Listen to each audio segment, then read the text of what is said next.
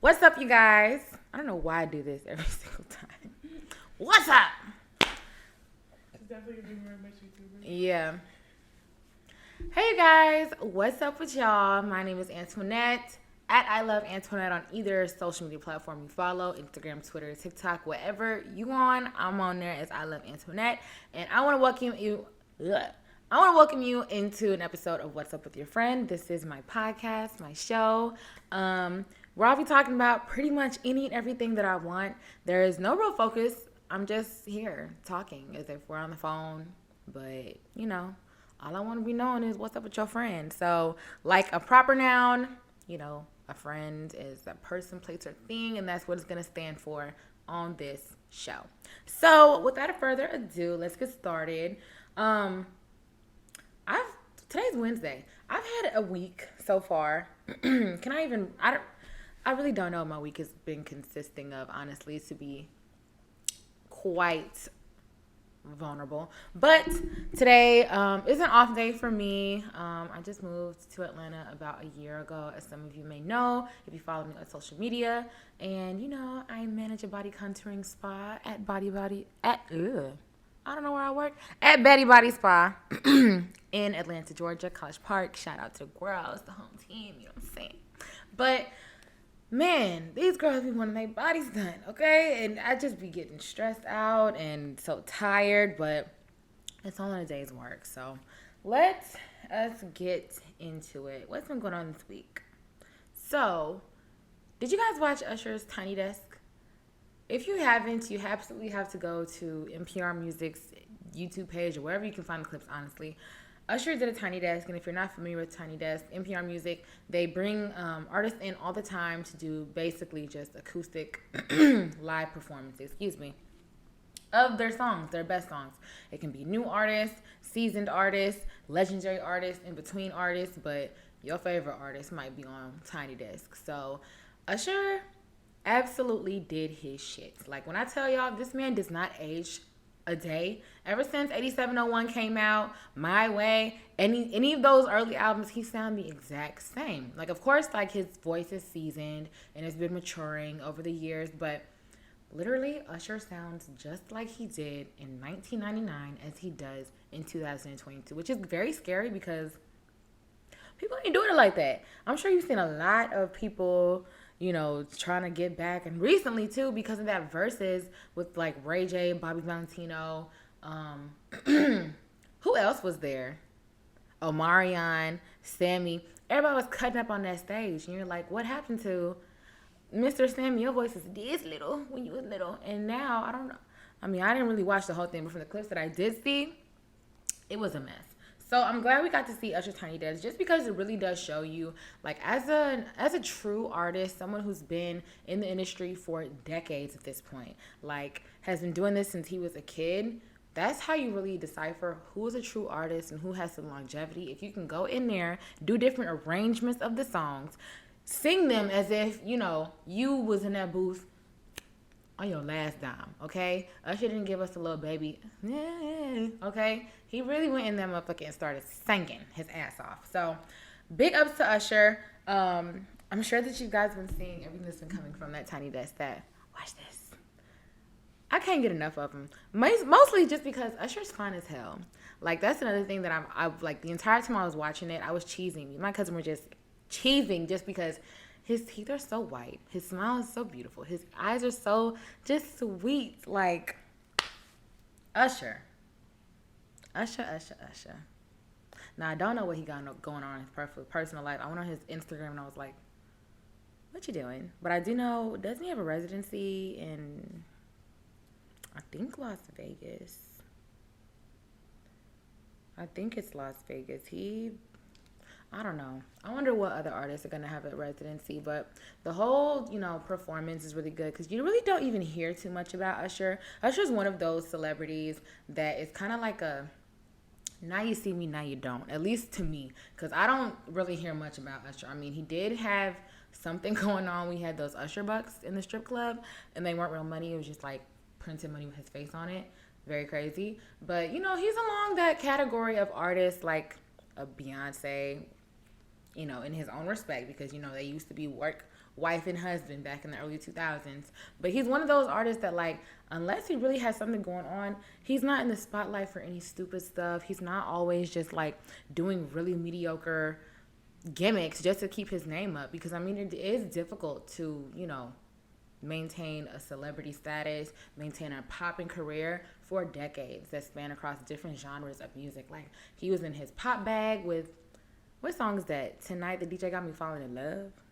Baby, I was there. I was about 9, but I was there. You know what I'm saying? And I'm still here when he's dropping the stuff with the City Girls. So it's definitely been interesting to see how Usher has maintained his celebrity, just because not a lot of people can do it. Like, you have peers of them, like, you know, a Genuine, you know, Brandy and Monica, and although they're still, like, you know, relevant.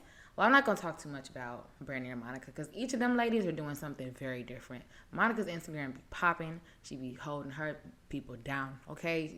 Ask about Miss C Murder, Miss herself. And then Brandy, obviously, everyone loves Brandy. She's literally like Black America's teen princess, literally Cinderella.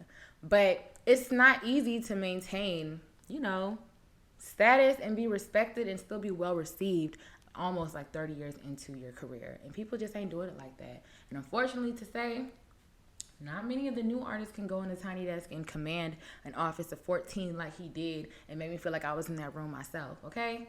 But big ups to Usher, because I really enjoyed it. And I think I'm going to rewatch it just because it really was a good thing. And I was thoroughly entertained. Good job to you. And backup singers Vito and Eric Bellinger, it was really nice to see them get their flowers too, because those are some, like, you know, I don't know if y'all know much about Eric Bellinger, but, like, he's someone who writes for every single body. If you ever sang a song before, he might have wrote it. So go check his pen. And Vito, same thing. He's definitely good in there on the producer side, on the, you know, songwriting side. And they did their thing. That's such a huge honor. So on to the next topic. I saw this morning or last night, Miss Glorilla, FNF, nigga free, okay? Song of the summer, song of the decade. She's written an anthem amongst many, you know, other greats of her time. FNF is gonna go down in history. Twerking on them headlights with your ratchet ass friends. So Miss Glorilla just got signed to Yo Gotti's label. I really don't know what his label's called, but, you know, he is out of Memphis. She is out of Memphis. And I think this is like a really, really, really, really good thing for Memphis, just because a lot of people just recognize the men. You know, you got Moneybagg, you got Yo Gotti, you got Young Dolph, but people don't really be checking for the women of Memphis. And she is just as gutter. She is just as hood. She's just as bossy on the track as these men. So I saw a video today on Twitter of her signing her contract. And a lot of y'all have had a lot to say about her, which I don't think is fair, because you know how Twitter is. Twitter is one of them places, like, you can literally say one thing and everyone's just going to pick out every one word out of the sentence and focus on that and try to just, like, say that you didn't say what you just said. So she brought her friends to her signing on a jet with Yo Gotti. They was popping, you know, some champagne, doing whatever, hyping her up. She has some money in front of her, a chain. You know how everything is nowadays. You got to have a chain if you're going to get signed, first of all. You got to have a stack of money to put up your ear, like on the phone. And you got to be on a jet. That's just what it is nowadays. So a lot of people were saying, oh, she got her friends there but don't have a lawyer. Who said all that? And don't y'all think she has a lawyer to look over these things? First of all, this woman, Glorilla, if you don't know who she is, definitely go check out, like, her Instagram or something. She just got her teeth done. So happy for her. She seems like she's so happy. But, you know, this is a woman who literally got a hit, and in like 3 weeks, her entire life has changed. And, you know, Yo Gotti is not new to the industry. I mean, I don't get too much into the street side stuff, so I don't really know what else he got going on. But, you know, he's been in the industry for a minute. So he's obviously not going to throw someone into a bad situation, because everyone was just saying, like, oh, she's in a 360 deal. That's her whole advance on the table. And I just be like, y'all so haterish. Like, why is it that you just can't see a happy moment for people online and just be happy? Like, the internet loves to attack. On the same day, they talk about mental health and stop bullying, stop, you know, just prying into people's business, doing all weird stuff. But obviously, if you do see the video, you're going to see, you know, them walking into a jet, To me, at least, I just had like an underlying notion that she probably signed a real contract off camera days prior or the same day before filming that video, and just for content purposes went into the jet and just saying, okay, let's just do a little video, let's pop some, let FREE foot nigga free, just for the internet, because that's what people want to see, her turning up, her celebrating herself. I just hate when people have so many, just opinions. And I mean, that's pretty ironic because here I am on the couch talking about my opinions and no one asked for. But, it's just stuff. I don't think I'm adding any negativity. And a lot of people on Twitter and different social media just pick out little things just to be like, oh my God, like, why would they do that? Like, girl, if someone gave me a record deal off of my song going viral and in 3 weeks it's everywhere and, it's in the clubs all over the country, I'm going to sign every piece of paper you want me to in whatever setting, of course, being reviewed by a lawyer. But I'm sure she did that. So I just didn't like how that was, just because people always love to put people down. And I really don't want her to, like, feed into any negative comments. Like, I don't think her getting her smile fix was pressure by the public. But as we all know, today's, society, when it comes to artists, everything is a very superficial type of thing. And so I don't know what the reasoning was, but she seems very happy. She's on a high. And I love that her and her ghetto-ass friends are twerking on some headlights and getting some money out of this. I also seen another video of her and her friends all rapping, and they are all hard. They can all spit. They can all rap for real. And it's not a gimmick. Like, they always talking about they want, more rappers, more female rappers, just a different variety. And Glorilla and her friends need to be twerking on them headlights at the end of the summer, okay? With bags and bags and bags and bags. And y'all better not criticize them neither, okay? Alrighty. What else is going on? So, I was on TikTok, like I always am. And I saw one video of this guy. He's like, I think like an influencer from LA. I don't remember his name. But he was like, basically talking about like Instagram and how people are like, starting to feel like, okay, like my engagement is super low. I know I'm not the only person that has been feeling like Instagram has been hating on me. I thought I pissed somebody off at corporate or something because, I mean, usually I have a pretty, small account, but like, I know the number of likes that I usually get on a good picture. And when I tell you it's been crickets for me lately. And I don't know if that's because my algorithm isn't really messing with me right now, or my pictures just aren't good, and I'm like, okay, I really wouldn't want it to be that. But I think everyone across the board has started to see a decline in people's likeness to Instagram. And so I wanted to talk about, what's up with y'all for Instagram? Do you think it's failing? Because I feel like a lot of people are moving on to different streams of entertainment, i.e. TikTok. And TikTok is, whether you are an avid TikTok watcher, user, it's almost, it's really taking over as like a search engine amongst all the social media apps that we do have. Like, people can fit in any type of niche and create any type of niche they want. They can, just blow up overnight off of one video and start to gain a community, start to gain a following, and really monetize off of this app. So lately, I don't know if any of y'all have been paying attention, but it seems like every single upgrade or update that Instagram has been making has been trying to match whatever app is most popping. So obviously for this, I'm talking about TikTok. Reels came out of nowhere. These sounds, these new things, like every single, adaptation they're making to the app just seems like it's wanting to be TikTok. And TikTok, I'm not gonna lie to you, is that girl. Like, I feel like on Instagram, the whole world, has kind of created a culture that is popping and is not popping. There are different, like, I don't know, like aesthetics that work for Instagram. And if you are really good at mastering that a certain aesthetic, you're popular. So you see a lot of influencers on Instagram, and they're able to monetize off their posts. They're able to garner the attention of hundreds of thousands of people at a time. They're able to do that. But there may be another creator out there who is just as creative, just as beautiful, just as whatever it is that has, kind of amassed the following for someone else. They're just as good at it. Excuse me, just as good at it, if not better. But they're just not being seen because Instagram's algorithm fucks people over all of the time.